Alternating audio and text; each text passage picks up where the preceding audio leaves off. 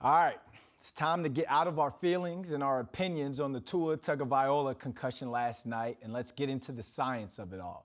Joining me is Chris Nowinski. He's a neuroscientist and the founding CEO of Concussion Legacy Foundation. He's also an author and speaker on CTE and traumatic brain injuries. Chris, I wish there were different circumstances we're doing this interview, but I caught wind to you because you tweeted before the game and you took a lot of heat in your comments for this. Quote, if Tua takes the field tonight, it's a massive step back for concussion care in the NFL. It's almost like you kind of knew what was going to happen. So please break down why it was such a terrible idea for the Dolphins and the NFL to allow Tua to play last night. Yeah, I mean, it's not like I'm a genius here. It's if you think about this all the time, you saw this coming. So what happened was Tua had a concussion on Sunday, and I'm perfectly confident in saying that from the 5 signs of a concussion he showed after taking a hit in the game on Sunday, including shaking off the cobwebs and things that just aren't caused by anything else but concussions. So the Dolphins pulled him out and claimed he had a back injury, which is a cover story.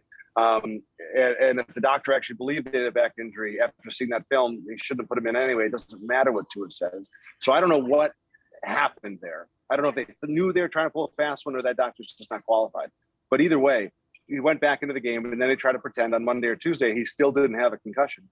And so the fact that I saw the NFL promoting Tua versus Joe, and I'm like, all right, now they're complicit in this. Like I thought the NFL would step in and say, don't put him in. That was obviously a concussion.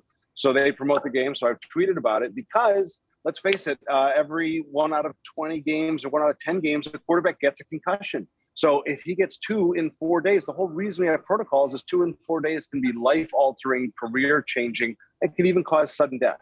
And so I was disgusted by what I saw. I thought we were doing better, but we took a step back. We were back in 2007 when the NFL was lying to us about the risk of concussions. And I think people need to be held accountable, including the doctors, the coaching staff, and the NFL at large. So when you talk about who needs to be held accountable, and I mean, this is something that really hits my heart because I had 2 concussions during my playing career in the CFL, not when I was in the NFL, but up in the CFL. So you're saying someone should be held accountable. So what do you think is next for Tua in terms of his recovery? How long do you think he could be out? And do you think anyone would be held accountable for this?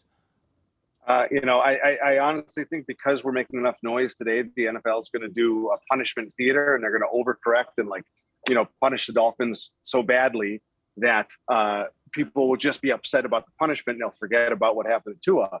But the reality is, we don't know what's going to happen to Tua. 2 concussions in 4 days is rare in America now because we usually hold people out when they have such obvious concussions. But we know that, luckily he survived. He didn't die from second impact syndrome.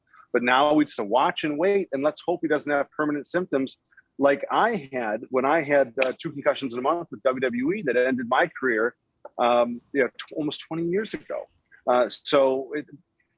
The issue is just we don't know where this is going to go for Tua. If I'm him, knowing he had 2 concussions in 4 days, very few people get 3 concussions in the season anymore diagnosed because they shut him down. If I were him, knowing how good he is in his future, I'd shut down for the season.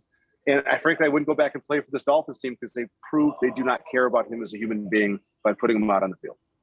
Wow, you say shutting him down for the season. Yeah, it looked bad last night. Chris, thanks for joining us. And if you guys want to see more on Chris and the work that he's doing, make sure you check out the Concussion Legacy Foundation. Chris, thanks again for joining us, my man. Thank you.